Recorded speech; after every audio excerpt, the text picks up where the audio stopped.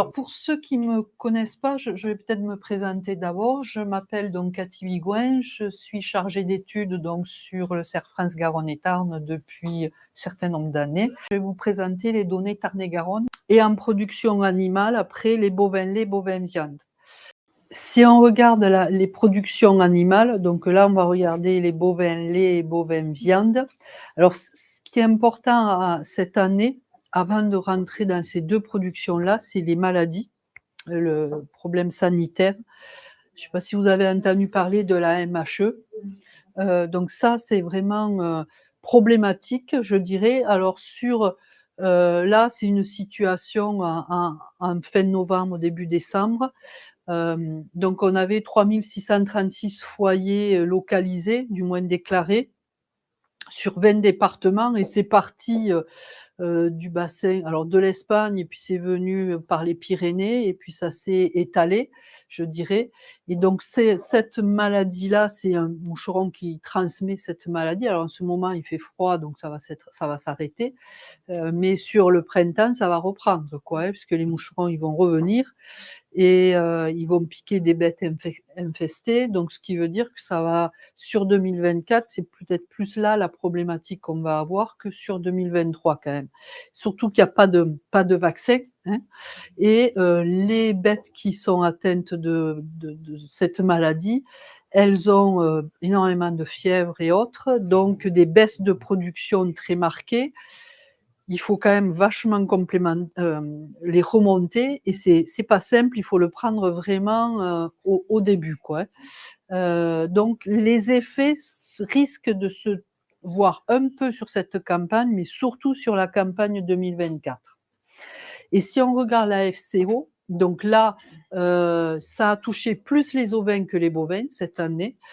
Là, et ça a touché plus le massif central, je dirais, le centre, que nos zones. Bien que sur nos zones, nous, on a été touchés par les deux maladies, parce que si on regarde la carte, en bleu, c'est ceux qui ont eu FCO et MHE. Hein.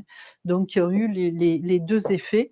Et alors là, sur la FCO, il y a la vaccination qui est possible. Mais n'empêche que des avortements ou autres, ça pénalise fortement. Il semblerait qu'au niveau des ovins, quand même, il y ait quelques difficultés par rapport à ça, en termes de reproduction. Donc à suivre de près, je dirais, pour l'élevage, je dirais l'impact de ces maladies-là. Si on regarde maintenant sur les bovins laits, donc au niveau de l'évolution de la collecte mondiale, en bleu, vous avez les pays exportateurs, hein. Donc États-Unis, Europe, Australie, Nouvelle-Zélande surtout. Après, on a l'Argentine, mais je dirais, c'est vraiment les USA et puis les 3 que j'ai cités en premier. On est sur des collectes qui restent assez proches des 2 dernières années. Et au niveau de l'Europe, si on regarde sur les 8 premiers mois de l'année, ça a légèrement progressé grâce à l'Allemagne et aux Pays-Bas. Sinon, quand on regarde, après, on va revoir en France, on est sur une baisse de la production qui se poursuit. Et en septembre, on a eu un repli parce qu'au mois d'août, les grosses chaleurs, ça a été quand même très néfaste pour la production de lait, quoi, hein. Si on regarde sur la collecte en France, on est sur un recul de 2,5% sur les 9 premiers mois de l'année, avec un décrochage important en septembre.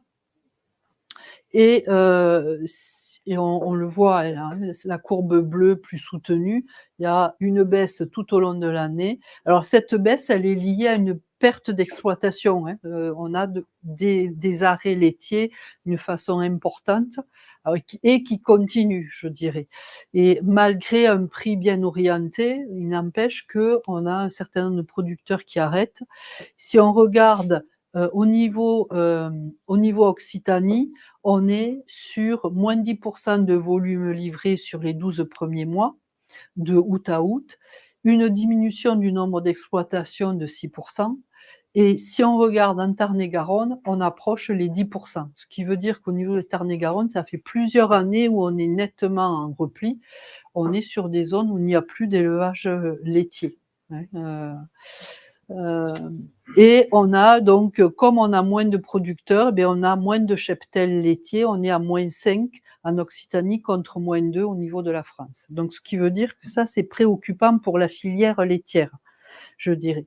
En termes des prix des produits industriels, si on regarde, ils sont plutôt bien orientés. Alors, ils ont descendu par rapport au pic qu'on a eu fin 2022, mais n'empêche, sur le beurre, on reste quand même nettement supérieur à ce qu'on pouvait avoir les années 2011 à 2015-2016, là où on était sur des prix nettement plus en repli.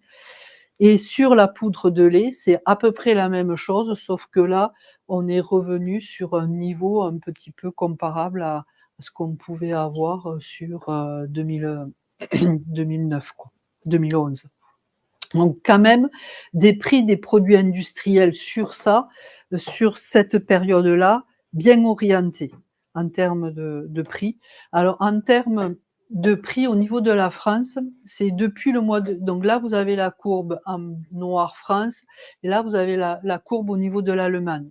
Ce qu'on peut s'apercevoir, donc là, on est en 2019 et 2023. Ce qu'on s'aperçoit, c'est que sur les 2 premières années, on était sur des niveaux de prix assez similaires. Et puis, avec l'envolée, je dirais, l'Allemagne a nettement progressé en termes de prix, est montée très haut, mais est descendue aussi très vite, je dirais, pour maintenant être inférieure à ce que nous, le lait français. Et donc, au niveau de la France, on est monté nettement moins haut, mais on est descendu moins vite, je dirais, et on est à un prix moyen de, là, 444 € les 1000 litres. Là, c'est 2023. En prix moyen, si on regarde là, sur les 9 premiers mois, au niveau Occitanie, on était à 472 €. Là, c'est... oui, non, là, c'est en conventionnel. Et on était en 2020 à 353, 338 2021, 438 2022 et 472 sur les 9 premiers mois. Si on regarde sur le groupe Serre France, là, où il y a sur le 82, 70% des exploitations qui clôturent en décembre, donc proche de l'année civile, je dirais. On est sur des évolutions de prix à peu près identiques. Sur 2022, on était à 441 contre 438 pour le groupe Occitanie. Donc pour dire qu'on est sur à peu près les mêmes trajectoires. En hypothèse de prix, sur la campagne 2023-2024, mis de 460 à 470 avec une moyenne à 463. Donc une progression de 5% par rapport à l'an dernier en termes de prix.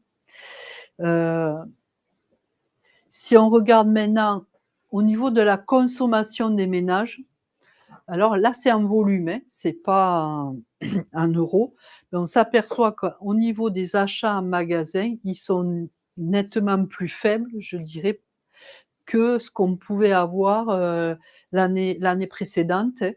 Tous les types de produits sont pratiquement touchés, hormis les yaourts qui progressent un peu et les crèmes, hormis là en fin d'année où là la crème ça diminue nettement, et les fromages blancs qui se stabilisent, les fromages frais. Mais on est quand même sur une baisse de la consommation en lait et en dessert lacté qui n'est pas anodine quand même, en volume.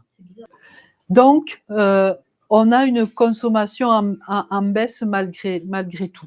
Si on regarde au niveau des bovins laits, au niveau de l'EBE, alors tout va dépendre de la production laitière.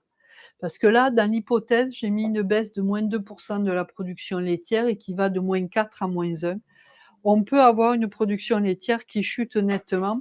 Alors, pas sur le début de l'année, mais depuis septembre, même d'août, on a vraiment au niveau des élevages une baisse de la production.